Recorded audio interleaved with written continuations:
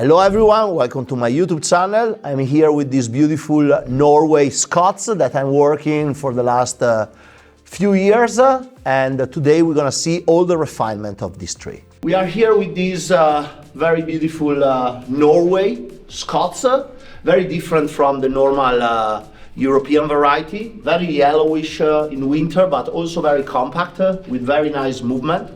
I just finished a little bit retouching the deadwood.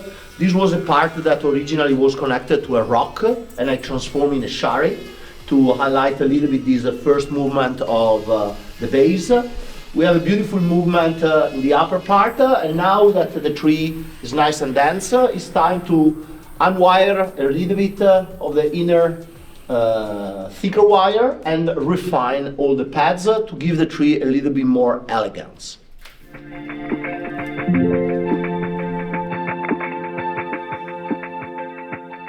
We are taking the time to unwire some of the old thicker wire from inside. The tree produces so many thinner branches. This is a characteristic of the Scots from the north. Ramify, very nice and tight, with very small needle and small buds, very different from the French Scots, for example, that is more bluish. The color of these will come nice and green during summer, but as I said, in winter is very yellowish now when it's cold. So we have to clean partially the inner needle to be able then to select and wire all the finer branches and obtain nice pads. Obviously in bonsai the goal is to have less wire possible, so we only gonna wire what is necessary to set the lines, and all the structure, primary, secondary, and most of the tertiary now stays in position.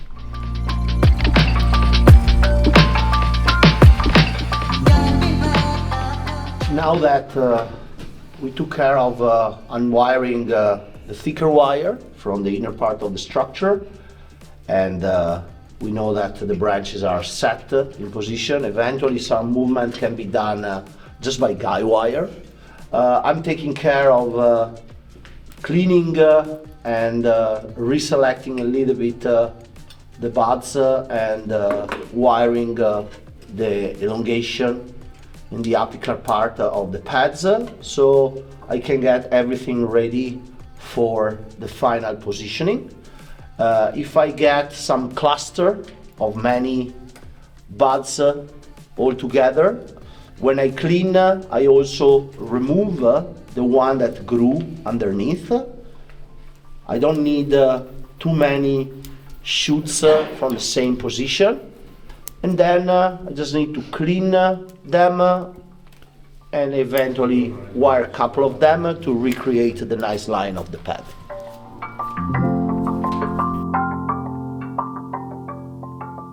When we work on very mature trees, it's good always to start from the lower branches, clean, wire, and set the lines. On a spiral way, go up to the top. You can see we already prepared the lower part, and I'm refining the saccieda, the first branch. Always need a lot of control to prune and reestablish the energy between the different parts. This is a very compact tree, so we also need to clean and clarify some areas where we have extra shoots and too much competition. So while I'm resetting the lines, the volume, the rhythm, I also prune away whatever is not necessary. A main pad gets subdivided in time in different sub pads, so even if everything comes from the same line, while the tree is maturing, we basically use the same volume, just adding numbers of ramification and hierarchy, and subdividing in multiple layers to create the rhythm that we're gonna design the the silhouette of the tree on our way up to the top.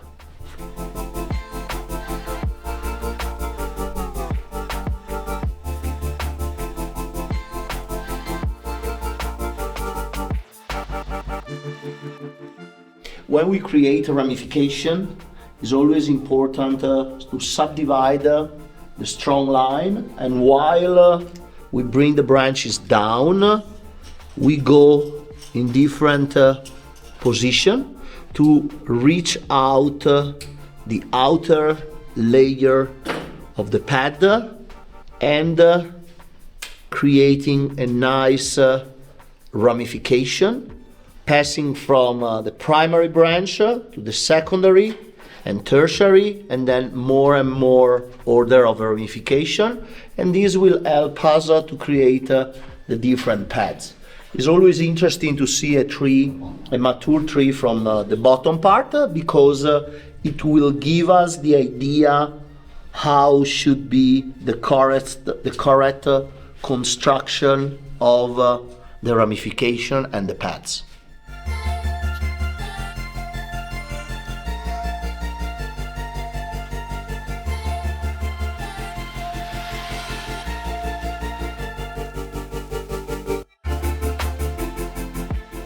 We are on a good way up refining this tree. The guys just finished wiring the top, and I already proceed with creation of pads and actually cleaning and resetting the pad, because the pads were already created in the last few work on this tree. Now, as I said, this tree got a lot of good maturity, a lot of finer foliage, so we are concentrating basically on subdividing the basic green masses that we set originally, the previous styling, and subdivide them, creating smaller and smaller pads, and start creating a nice rhythm from the lower branches up to the top. More we can subdivide these volumes, more we can create rhythm, and more we can create that feeling of maturity that we want from an ancient bonsai. Luckily, the tree in the last few years grew very well. What we did was always pinching the candle and redistribute the energy. That's why now we have an equal energy from the lower pad to the top, not area with too much energy and other area, normally the lower area, a little bit weaker, but the energy is very well redistributed. And so now I can work my way up and around until I can close the apex.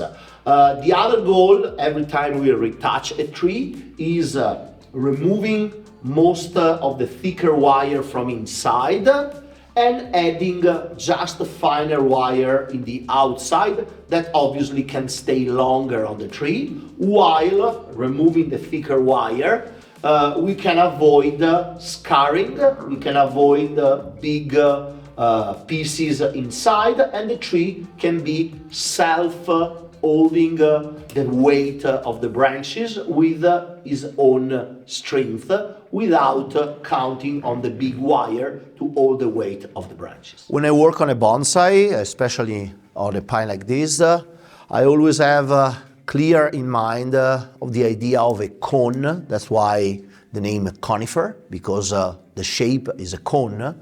So the green go out, the lower branches are the one wider away from the trunk, while we go up to the top. So I work all the time my way up, and I fulfill the idea of the cone. Now I'm working on this branch, for example, and it's basically a little game of connecting dots. So from all the side, more or less, obviously, is not an equal cone, but we wanna slide down and also create steps, while from the top, imagine the sun you know, touching the branches. Every single step can have an equal amount of sun. Every step can have an equal amount of light. That's why they can develop nicely with no problem of one branch getting shadow and, you know, getting blocked by another one. This is very important when I work my way up in a bonsai, because it helps me also always focusing on the external silhouette. Generally, the dominant side, the side of the saccieda, the first branch, has a bigger space, and the counterbalance has some smaller spaces. So I create also this feeling of asymmetry that is very important to add more or less to our trees. I'm working at the final touches of the apex, and obviously apex is a little bit different from a normal pad, even if the concept is the same. Try to open up side branches and fill the volume. Here we have also to round up, so rather than filling the space, moving branches from inside outside, here while the branch grow out, they open to receive sun in the best way. The concept of receiving sun and the concept actually of light in bonsai is a very important thing to learn and acquire.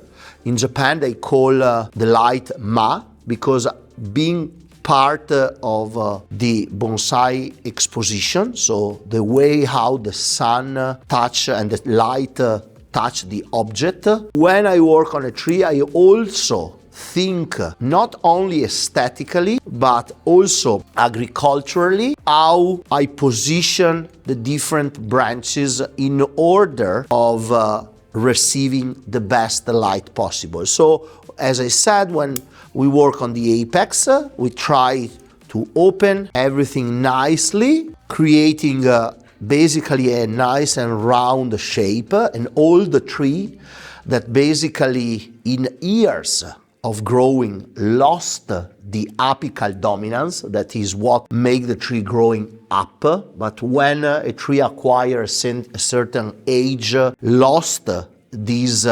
dominancy, basically an entire part get stronger and develop equal strength. That's why we always try to manipulate trees to redistribute the energy in the different area. We don't want the apex to be stronger than the lower branches, and this is also about receiving sunlight. So I want to round it up while I fulfill the idea of the two lines going up. I push down a couple of these side branches to squish the apex. It was too flat, so you see, pushing down this part, I highlight this line. Another thing when I work on a tree that I always keep in mind is have very clear in my mind the 4 point of the bonsai construction, bonsai geometry, we can say. The external point of the first branch, the counterbalance, the depth, and the position of the apex that generally on a tree like this tend to move towards the side of the first branch to create again that asymmetry and that feeling of dynamism. You can see on this tree when the nice elegant trunk is nicely framed by all the position of the branches, and in a 360 degrees idea we fulfill that. We still have to work a little bit here and push down this section, because also here we want a nicer line to go down. So I will work on this area now, and then the project will be finished.